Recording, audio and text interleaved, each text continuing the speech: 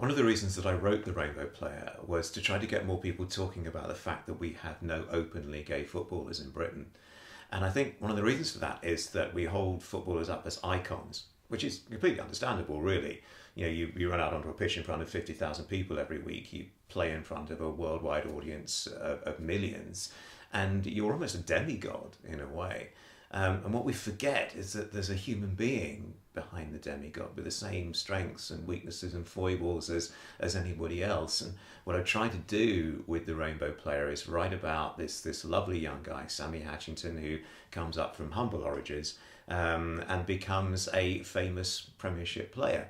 And he has the same weaknesses as anybody else. He can't tie his shoelaces until he's 7 years old. He does the same thing that I do on a regular basis, walk into a clothes shop, walk smack into a mannequin, knock it flying, pick it up again, redress it, and still apologise to it. He's a real person in the real world. And in the real world, it's supposed to be 1 in 10 guys who are gay or bisexual. So you look at a first team, a football team, and you've got 11 players, there's a good chance that one is going to be gay or bisexual, let alone in the entire squad. Another thing with football is it's so traditional. Nothing really changes. Goal line technology is just coming in now, and almost reluctantly so anyway, whereas we've had it for years in cricket, in rugby, in tennis. And fans stand the same places in the grounds that their parents stood in, their grandparents, their great-grandparents, sing the same songs, chant the same chants. Nothing has really changed over the decades. And you go back prior to 1967, and being gay was a criminal offence for some ridiculous reason. So nothing has changed there either. And also there's the fear factor. If you're a football player and you call a press conference and you say, yeah, I'm gay, and then 24 hours later you go out onto a pitch and you play in front of 50,000 people, are you going to get homophobic abuse from 50,000 people? Because, nobody could do that week in, week out. And I think the answer to that question is no, you're not going to get homophobic abuse. You will do from the small minority, because in this subject, as with any subject, it's always the 5% of the radical extremes who shout the loudest, usually because they're covering a massive hole in their own argument.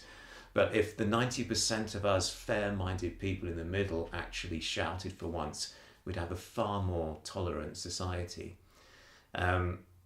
It's labels, isn't it? As soon as you label somebody, it's an excuse to willfully misunderstand them or to hate them. We need to not label players. It doesn't matter who you wake up with in the morning, who you hold hands with. It's what you do on the pitch that matters, not anything else. Thomas Hitzelsberger, who played for Aston Villa and several other teams, he came out after he retired. And one of the arguments that was always put forth was, if you're a gay player, you couldn't kick the ball very hard. I mean, what a ridiculous stereotype that is. I mean, Thomas had one of the most powerful free kicks in the game for a start. And we need to dispel this ludicrous stereotype. I mean, Alexander the Great, the world's greatest soldier, was gay. The Emperor Hadrian conquered a few provinces, built a rather large wall. He was gay. The Greek armies, the Athenians and the Spartans, they actually encouraged their soldiers to fall in love with each other. Because if you were in love with a fellow soldier, you would fight better for them. We've eradicated racism from football in this country pretty much, and around the world to a large extent as well. It doesn't matter if you're black or white or Asian, what you are, you're part of a team, and it's how you play on the pitch that matters.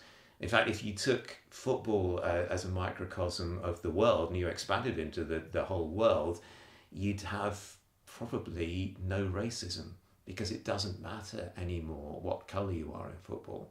And if we can to take this into sexuality as well, it will be amazing. I was interviewed on BBC Radio on the Sports Hour programme a while back with Anton Husson, who plays in Sweden. And he came out about 7 years ago. And he said, when I came out, I thought that other footballers might follow. And no one did. Robbie Rogers did about 4 years ago, American player, and he went back to America because he said he couldn't be a footballer and gay in this country, which is a really, really sorry state of affairs. Anton, brilliant player, lovely guy, comes out. You would think that having set that precedent, other players might, but no one has done. What I hope with the Rainbow Player is if it helps by just half a percentage point to get to a situation where gay players can be absolutely open about their sexuality, then it was worth writing it. If the 90% of us fair-minded people actually shouted for once, then we could change the situation tomorrow. Love doesn't have any subdivisions. Love is greater than any label you can put on it. Love is love.